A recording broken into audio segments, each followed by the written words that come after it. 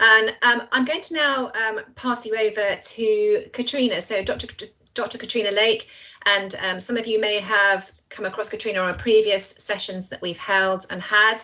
And she will obviously introduce herself, and hopefully Fee, you can share some slides for Katrina. And Katrina's going to take us through her session around, that learning so far in terms of COVID. So welcome to Katrina. Thank you so much for finding the time to join us today. Much appreciated. I'll hand over to yourself. Brilliant. Thank you. Thank you very much. Really, really pleased to be here today. And I just wanted to build on some of you, as Helen mentioned, may have been at a presentation I did a few weeks ago, and just wanted to, I guess, build on some of the thinking, very much also picking up on some of the really helpful and rich discussions we've had. And thank you also. I'm feeling very relaxed doing this session, thanks to the really lovely kind of meditation earlier. So thinking about how we're doing as a health and social care workforce, what the research is telling us, and thoughts about moving forward. So just moving on to the next slide, please. Brilliant. And the next one as well. Thank you.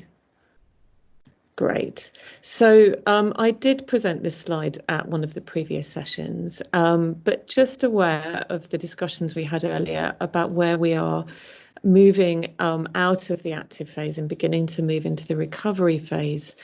And I guess one of the key challenges on all our minds is not just in relation to any future peaks in relation to COVID, but also how we move into a psychological state of recovery when we don't know what the longevity of the pandemic is.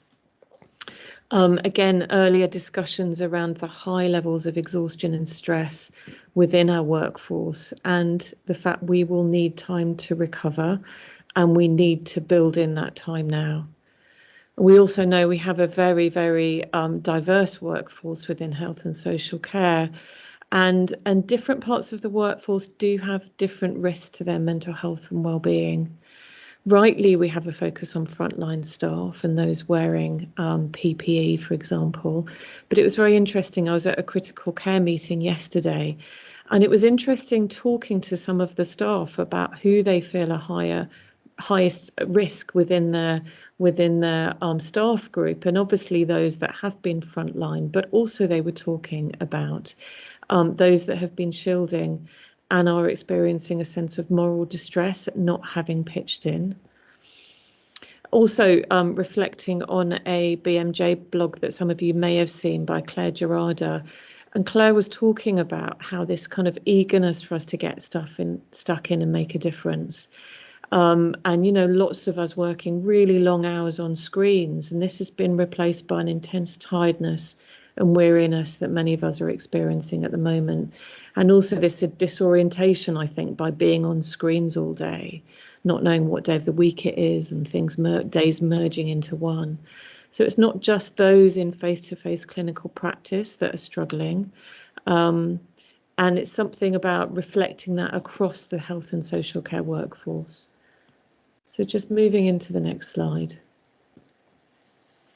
So in terms of how our staff are doing, it's too early to say how we're going to be doing in the long term, but we do know that our staff are struggling. A report by but I know a Care Fit for Carers report, which was brought out fairly recently, and it was built on quite a large-scale survey of health and social care workforce. And half of healthcare workers said that their mental health had deteriorated since the COVID crisis began, and 71% of younger workers said that their mental health had deteriorated. So, and there's also been a nursing time survey of 3,500 nurses, and key findings are, when nurses were asked to rate their mental health and well-being, 33% said it was bad or very bad, and 90% say they felt more anxious than the start of the outbreak. So, we already know we're struggling as a workforce. And just moving on to the next slide. Brilliant. And just wanted to make the point that I think's been made really importantly earlier, that some of us were struggling before. I mean, certainly if you look at the data in relation to trauma and stress in critical care staff, for example, it's really very, very significant. And what's emerging in the current literature is that some categories of staff are more at risk. You know, we've got frontline staff, nurses, those that are concerned because of their role around contracting the virus are experiencing more adverse psychological impacts. And also groups like Black and minority ethnic staff, younger staff, and staff with pre-existing mental health conditions. So I think the earlier discussion around the legacy of COVID is so important. What COVID has done is alerted us to what we already knew about the challenges within the health and social care sector for our mental health and well-being, but obviously they have increased and will increase throughout the course of the pandemic. But this really gives us an opportunity that we must not lose. So just moving on to the next slide.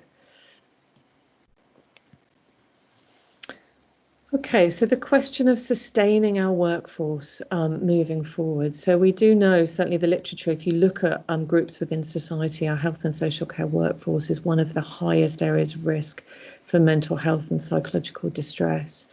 And holding those risks moving forward, we do know that some things can help. I talked a few weeks ago around what we've learned from the armed forces, around how we manage and lead teams can make such a difference, and how well our staff are supported and how much stress they experience as they move to recovery is critical as to whether they develop mental health conditions such as depression or PTSD. So as I talked previously, being accessible and visible to staff, putting in place mechanisms to communicate regularly, assisting staff to identify their concerns, coming together to share experiencing, peer support formally and informally, a protected space for teams to be together, and additional support for staff that may be more vulnerable is really important. And I think Ros mentioned earlier around how normalising is also important, and that's absolutely right. I think the message is for all our staff that it's normal to struggle at the moment. And there are key things that we know are really helpful for our staff, which is reaching out to colleagues, friends, family members, not stepping in with psychological support or interventions too quickly, making use of our local resources, looking after our physical well-being, thinking about what's helped us cope in the past, focusing on what's in our control, and also extending the compassion and self-care that we have for others to ourselves, and looking after our emotional health. So after difficult or stressful experiences, it's really normal to struggle with memories or images of what's happened to come into our mind. So trying to let these come and go and not trying to avoid thinking about them, but using some of the really brilliant national offers and tools that Ali mentioned earlier. So also looking out for signs when staff are feeling emotionally exhausted, when they are struggling to cope, and this really is a cue to get support.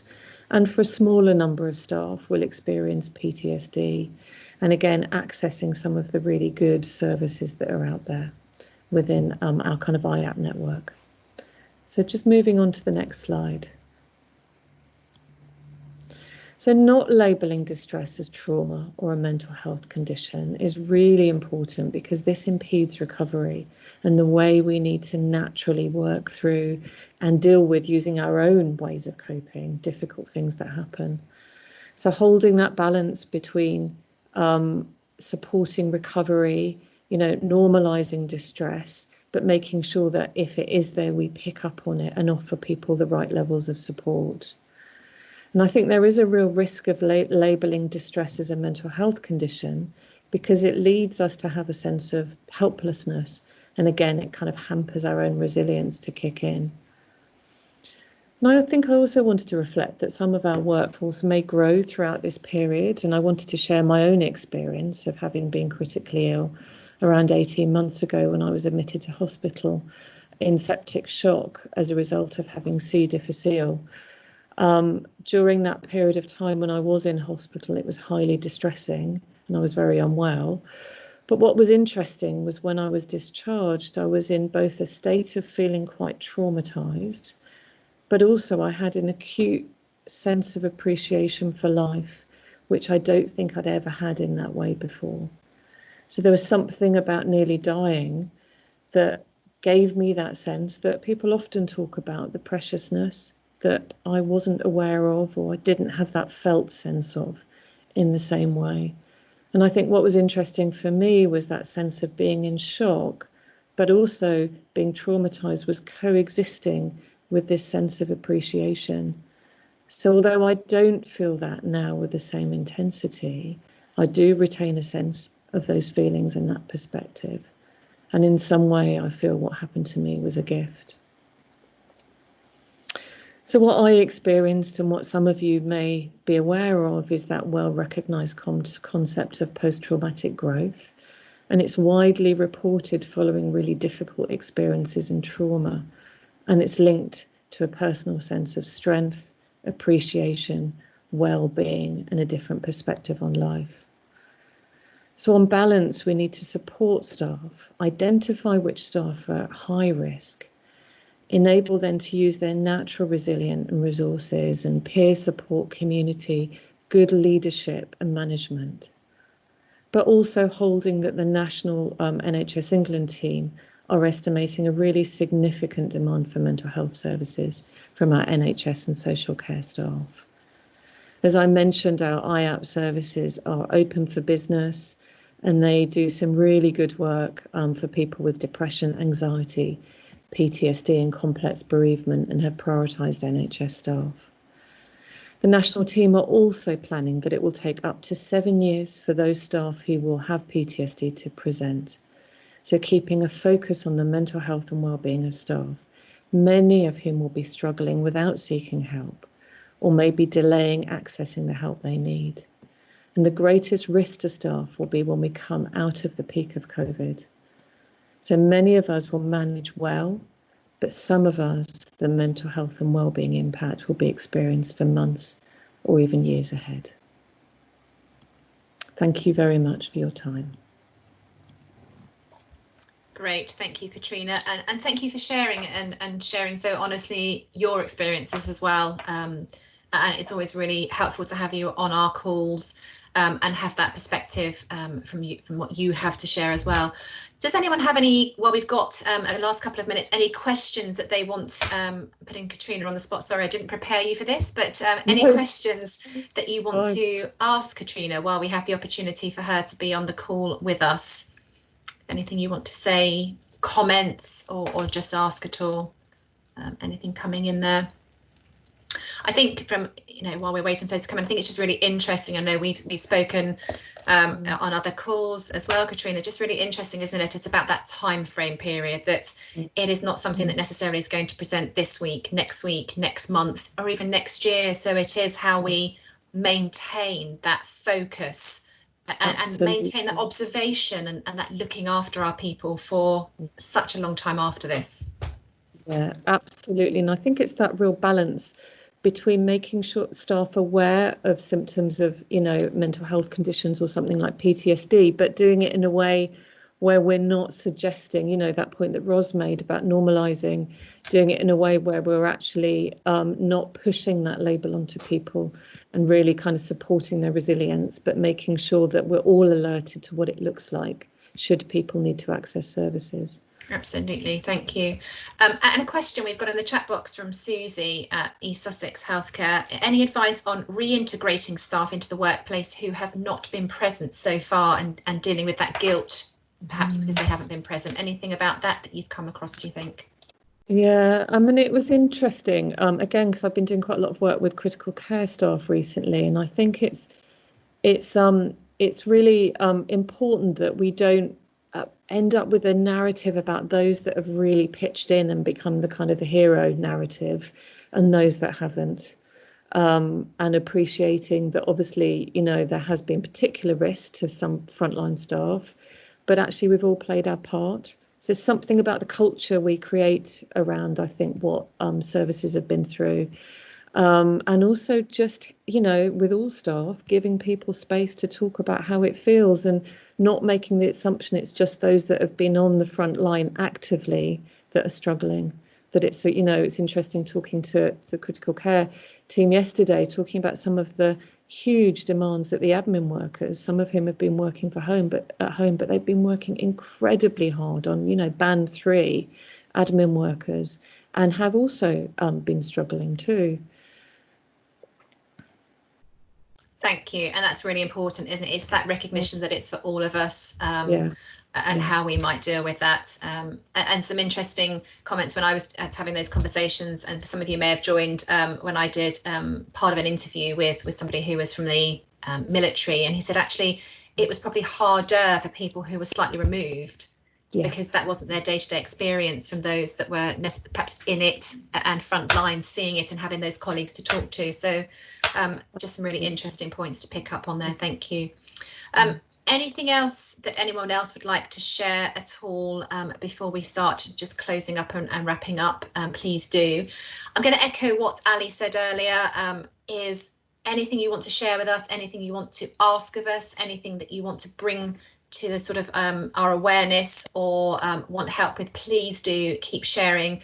We'll take all those comments from earlier. We do want to make this very much about you and that, we keep hearing this system by default, but it genuinely from our perspective is about how we curate all of this together and how we keep this as a really important item on everyone's agenda, that it is a complete integral part through that leadership, through our inclusion agenda, and all of our different areas of work through the people plan. And we go back to that comment I made earlier about what is the best place to work, and we're genuinely believing that best place to work includes all of this work around our health and well-being and supporting our people that work in it. And from speaking to somebody a couple of days ago, they said, our biggest asset is our staff, and how right is that? So it's about making sure that yourselves and our people that work for us have that really high priority. So thank you all very much for joining. There isn't one, just to remind you, we won't be having a call next Tuesday, so there won't be anything next Tuesday. We'll make sure that is removed from diaries, but the next one will be the following week, so week of the 15th, so that'll be Tuesday the 16th, if I've got my diary correct, will be the next call.